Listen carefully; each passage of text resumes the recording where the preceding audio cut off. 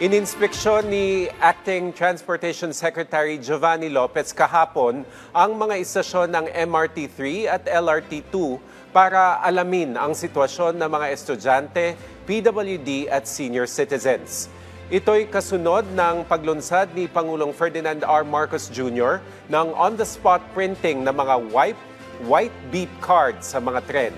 Inatasan ni Acting Secretary Lopez ang supplier ng beep cards na magdagdag ng mga printer sa mga istasyon na marami ang sumasakay upang mabawasan ng pila at hindi maabala ang mga estudyante.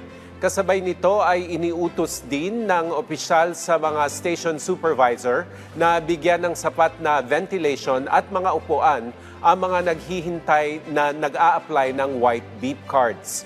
Ayon sa DOTR, maaaring mag-apply para makakuha ng white beep cards mula Lunes hanggang Biyernes, alas 8 ng umaga hanggang alas 5 ng hapon para sa unang 100 aplikante sa bawat istasyon.